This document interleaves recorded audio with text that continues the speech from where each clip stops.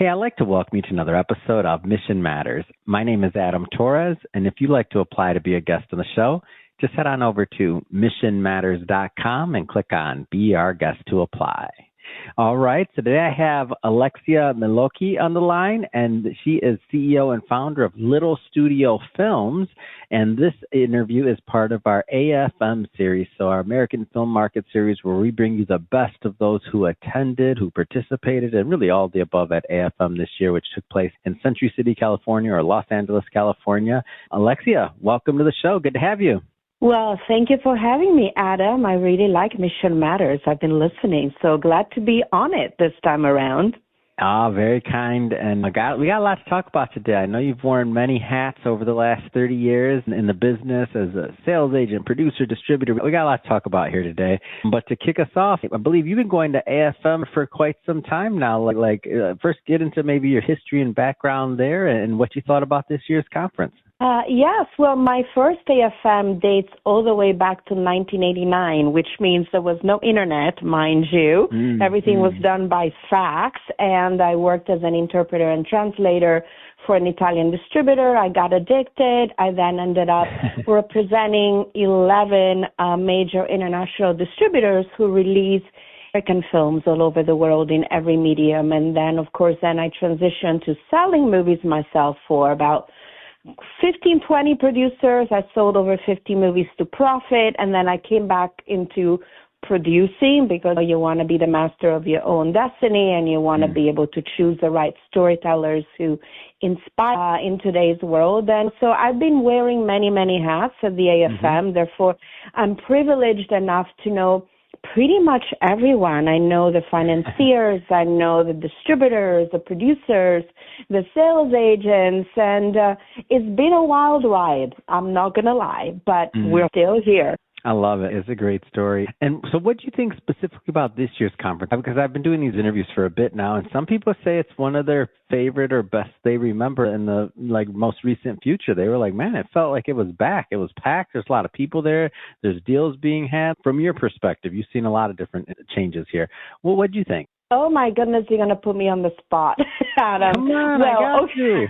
That's what I do. I know, but I don't know if you're going to love the answer that I have to give. I mean, obviously, I give my big bird's eye view.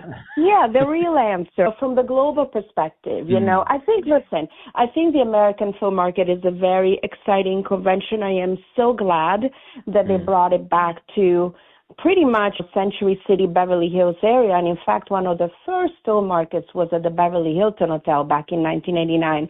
So I'm glad it's back in its own hood. The location was fantastic. It was very easy to navigate. We're not going to lie, the business is changing. I think what it does offer to a lot of the upcoming emerging storytellers is this incredible opportunity to get the education and the real-time information about what is happening in Hollywood and all over the world. Now, a lot of them will get a little Star Trek. They get excited. They go there. They think, oh, I'm meeting all these people. I'm going in all these booths. Everybody loves my pitch. Everybody loves my project. Unfortunately, people have a very bad retention of information during the market, as you know. That's fair. Go ahead. Yeah. I mean, listen, that market was originally created to sell and buy films in production or about to go in production or films that were completed.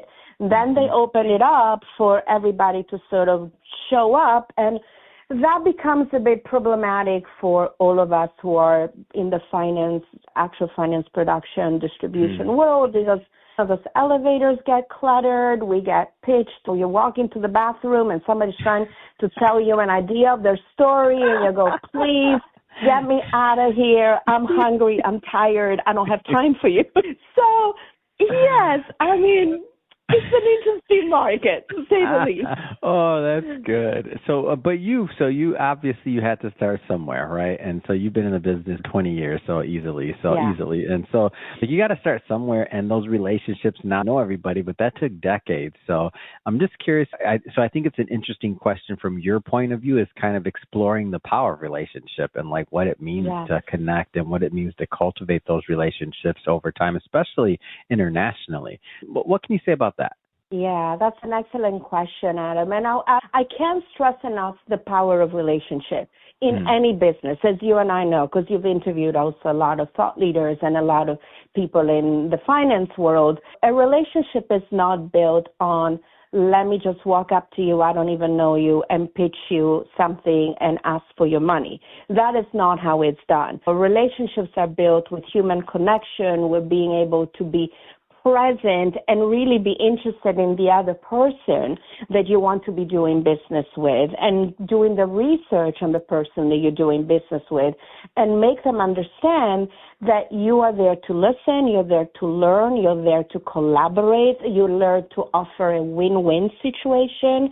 And unfortunately, that doesn't happen very much in this very chaotic environment. Granted, I'm blessed enough to know all the big players in Hollywood and internationally, and so my meetings are very curated. We go to dinner, we go to lunch, we prepare, we really ask one another honestly what is really happening in Hollywood and in film and television, and we can share horror stories and we can share wins, and that's really the power of relationship.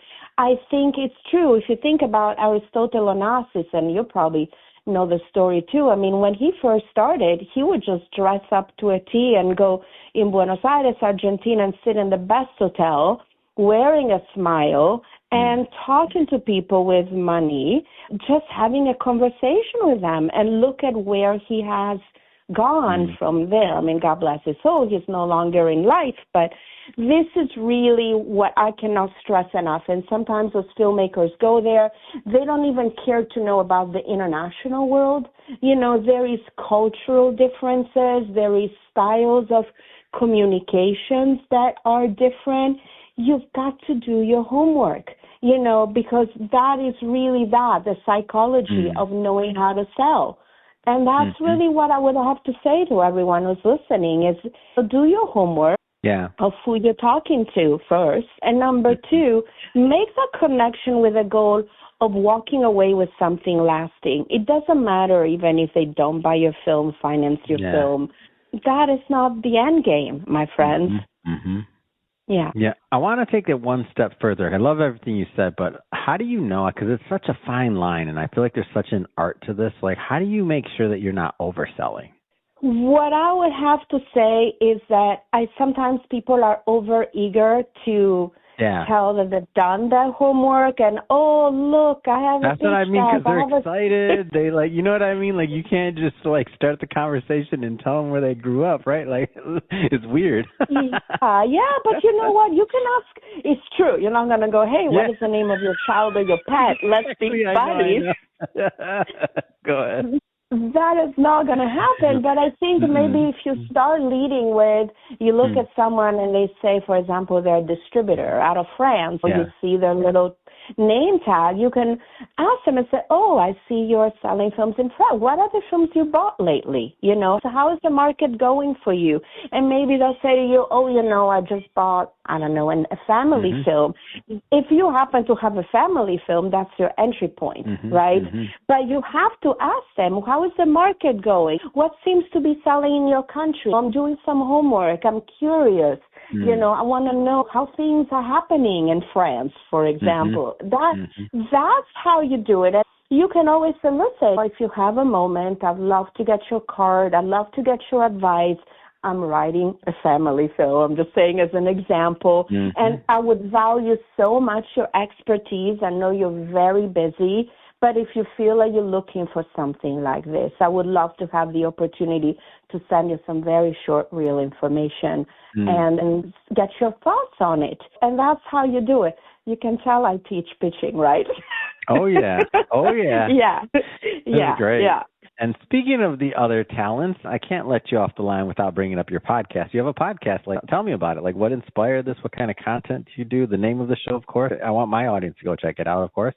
Oh, thank you. And I want my audience to check out your audience. Mine is called The Heart of Show Business, and the name pretty much sells everything about it. You know, my mission is, it was created to basically help creatives and entrepreneurs align their story and their strategy and their mindset. And I do that by bringing on my show, much like you do, people who've done it before, people who have had success, not the superstar, but the people that maybe you've seen their work, but you don't know them by name, but they have been at it and they've been grinding. And, I really believe that Hollywood taught me that you cannot build success from just one angle. You need everything working together. And so I do that by bringing some wonderful people, thought leaders, artists, business people, creators, to talk about their journey and what it's like, because that's how you learn. You learn from those who have done it before, right? And that's exactly like what your podcast is about, although it's broader. Mine is more focused on, obviously, the creative community and the international people who have this dream about Hollywood and they want to know how Hollywood truly works. And that's what my podcast is about. Awesome. What the name one more time? I want to make sure people caught that so they can look it up. It's called The Heart of Show Business. It's a great name. Yeah, thank you. And every once in a while I throw in some solo episodes just because I like to ramble like I'm doing right now on your podcast. And I like to get on my soapbox and say, here's a Hollywood scam. Right, that's the perks of podcasting. You get to do that. Yeah, exactly. I need to get on my soapbox every once in a while. How to avoid being scammed in Hollywood. Here's some tips for you. And that's how I do it. Yeah. Well, Alexia, this has been so much fun having you on the show today, getting to know more about your background, your work, of course, and thanks for the masterclass level tips on how to navigate AFM and not overselling. That was awesome. That being said, if people want to follow up, they want to connect with you, they want to learn more about your work, how do they do that? Well, first of all, they can pick up a couple of my books. One of them is called The Heart of Show Business, and it's actually some of my best podcast guests. I also have another book called An Insider Secret, Mastering the Hollywood Path, and I give a lot of the cliff notes on how to navigate AFM, what buyers want, how to read body language when you're pitching, how to get out of development hell. So if they want to know what I'm saying and what I'm talking about in 80 pages or less, definitely pick up that book. It will help you do better at the next film market or film festival. And they can also DM me, of course. I'm all over social media. I'm on LinkedIn, Facebook, Instagram. You can find me, I'm sure. And, of course, littlestudiofilms.com, which is my company. And that's pretty much it. Perfect. For everybody listening, just so you know, we'll definitely put some links in the show notes, so you can just click on the links and head right on over. And speaking of the audience, if this is your first time with Mission Matters and you haven't done it yet, hit that subscribe or follow button. This is a daily show. You heard me right, daily. Each and every day we're releasing new episodes, new content, and hopefully new inspiration to help you along the way on your journey as well. So again, hit that subscribe or follow button. We have plenty of great episodes planned ahead for you, and I don't want you to miss a thing. So definitely subscribe. And Alexia, this has been an absolute pleasure. I can't wait to see you at the next AFM. So appreciate you coming on. Oh, thank you so much for having me, Adam. And I'll be listening to more of your episodes. I'm super interested. So I'll be sending my audience your way as well.